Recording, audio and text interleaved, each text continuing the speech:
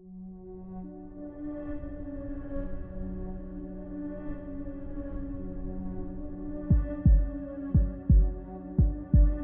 love Halloween. Or rather, I love when Halloween is over. That sweet silence after the last little kid in a ghost costume has gotten their share and gone. The moment I turn off the porch light, it's like I'm declaring my house is my sanctuary again. It was getting close to 10:30 that night. I'd turned off the light, brought in the empty candy bowl, and had just settled into the comfort of my couch. Outside, the distant laughter of the last trick-or-treaters was mixing with the howl of the wind. My home was finally at peace. Just then, the doorbell rang. I jumped. At first, I was just annoyed. Isn't a dark porch light the universal sign that the candy is gone? Still, I grumbled, walking to the door. When the cold metal of the peephole met my eye, the scene outside made me pause. There were three figures at the door. They weren't kids. You could tell by their height and broad shoulders that they were adults. Their costumes were cheap and sloppy. One wore a blank white plastic mask, and the other two had their faces completely hidden by their hoodies. They were just standing there. I didn't open the door. Through the security chain, I called out, "Sorry, all out of candy." Normally, kids would groan in disappointment or just run to the next house. But they didn't answer. They showed no reaction at all. Looking through the peephole, I saw them just standing there, tilting their heads slightly toward each other as if whispering. The silence stretched for a few seconds longer than it should have. Then, as if in slow motion, they slowly turned and disappeared into the darkness. I had a weird feeling, but I tried to write it off as drunk teens or just some strange adults. About 45 minutes later, just as I was getting lost in the movie I was watching, the doorbell rang again in the exact same way. This time, it wasn't annoyance. It was pure fear, a cold knot formed in my stomach. This wasn't normal. Shaking, I went to the peephole again. The same three figures. But this time, they weren't just standing at the door. The one in the white mask was looking towards my living room window on the side of the house, as if searching for something. Another one was vaguely glancing toward the sliding glass door to the backyard. In that moment, the alarms went off in my head. They weren't after candy. They were observing the house. The windows, the doors, the weak spots. My mind was racing. Should I call the police? What would I even say? There are men in costumes at my door looking around. They wouldn't take me seriously. I reached for my phone, but my fingers were locked up. I just waited, holding my breath. A few minutes later, in that same unsettling silence, they left again. Another hour passed. It was past midnight now. I had turned off all the lights in the house and was hiding behind the sofa, waiting in silent fear.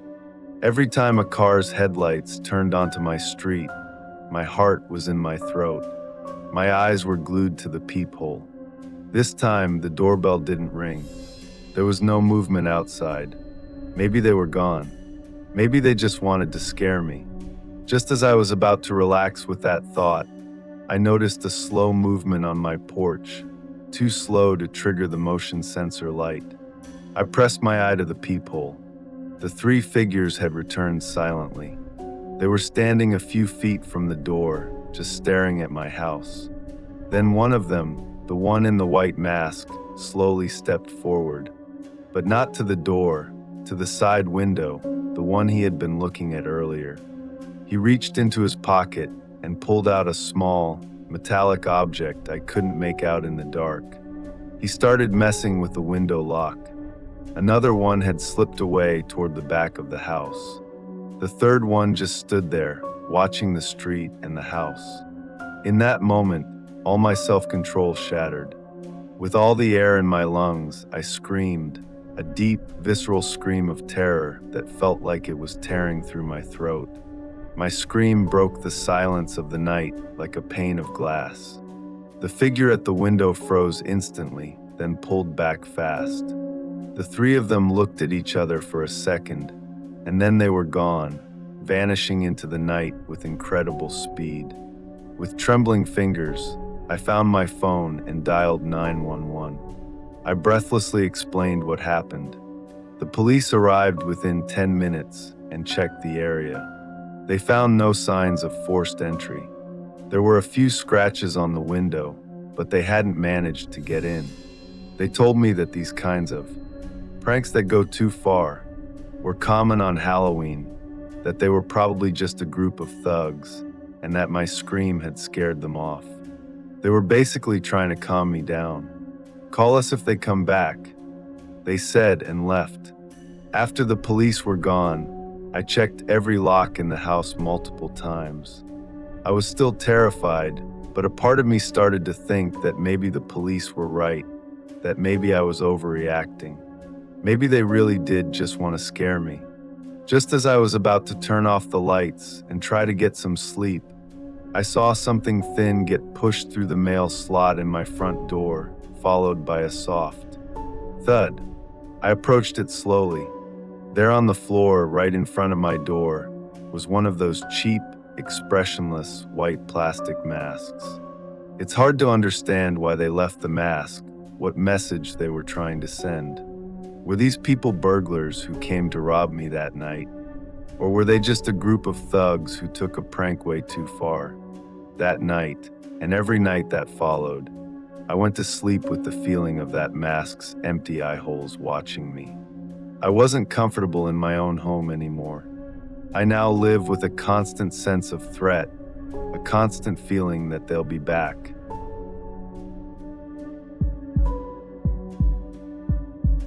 The best part of Halloween is the freedom to be someone else for a night.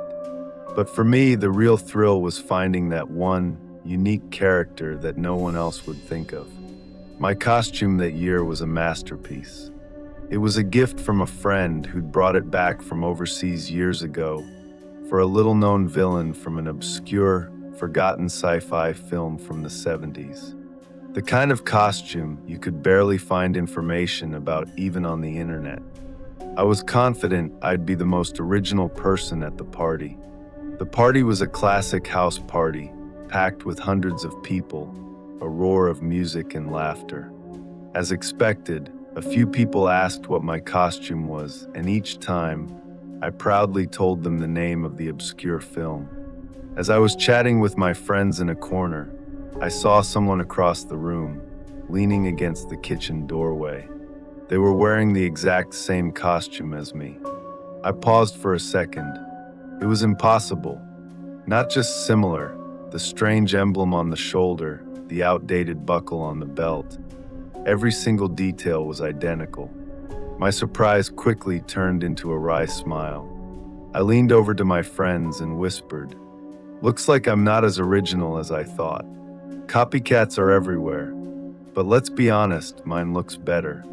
We laughed it off, but as the party went on, my amusement slowly gave way to an unsettling feeling. The copycat was always alone. They never spoke to anyone, never got a drink. And the most disturbing part was, at every moment of the night, wherever my eyes drifted, I'd find them in the crowd watching me. When I went upstairs to the balcony for some fresh air, I saw them appear at the top of the stairs a few minutes later. They never approached, never made a gesture. They were just there, a silent, stationary observer. When I told my friends about it, they just said, "It's just a weird coincidence, don't let it get to you." But it didn't feel like a coincidence anymore. By the time it was past midnight, I was completely unnerved by the tension this silent presence had created. The whole vibe of the party was ruined for me. Without saying goodbye to anyone, I slipped through the crowd and headed for the exit. The cold night air hit my face, and I felt like I was waking up from a trance. I got in my car and sped away from that noisy house. As I started the car and pulled onto the main road, I noticed a pair of headlights in my rearview mirror. They weren't tailgating, just keeping a normal distance. But that car, It wasn't the license plate or the color, just its shape, the style of its headlights. It was familiar, and in that instant, my brain connected the dots from earlier in the day with lightning speed. On my way to the party, as I was leaving my own neighborhood, that same car had appeared behind me. It had followed me the whole way, turning when I turned onto the party street. When I parked, it had parked a little further down the road. At the time, I dismissed it as just another car in traffic, not giving it a second thought. But now it all made sense. The unsettling copycat at the party, and the car that had been following me all day. It had to be the same person. My blood ran cold. This wasn't a random weirdo at a party. This was planned stalking that had started hours earlier. Fear and panic instantly flooded my entire body. I abandoned my normal route home and started making random turns into side streets, trying to see if it would follow. After a few risky maneuvers, I looked in my rearview mirror and saw that the headlights were gone. I'd lost them. When I got to my house, I bolted from the car. My hands were shaking so much, I could barely get the key in the lock. I threw myself inside, slammed the door, locked it, set the alarm, and leaned against the door until I could catch my breath. There was no sound from outside. My follower was gone. I was safe. A few minutes later, once I'd calmed down a bit, I picked up my phone to de-stress and take my mind off the day. When I unlocked the screen, I saw a notification from an unknown number. With trembling fingers, I opened the message. There was only one thing in it, a photo of me at the party, in the middle of the crowd. The photo had been taken from the exact angle where the copycat had been watching me, and below the photo was a single blood-chilling sentence. "It suits you."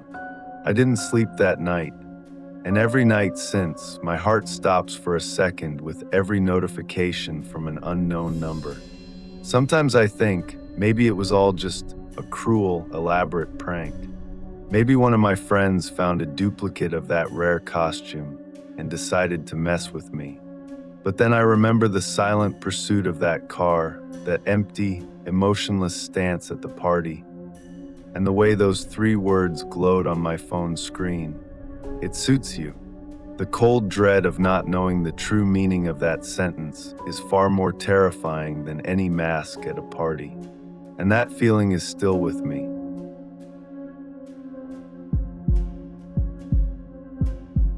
It had been 6 weeks since my escape from the city, and I was finally getting used to the quiet, almost boring rhythm of the suburbs.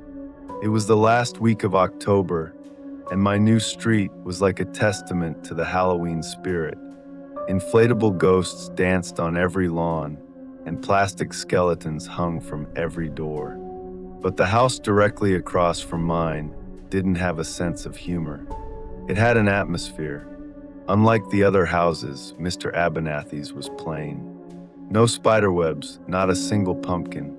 Just a figure, sitting on an old wooden rocking chair on the porch, dressed head to toe in old, shabby clothes, with a burlap sack for a head that was slumped onto its chest.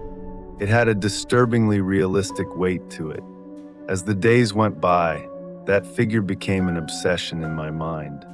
Its absolute stillness. One evening, while taking out the trash, I could have sworn I saw its head twitch slightly to the side.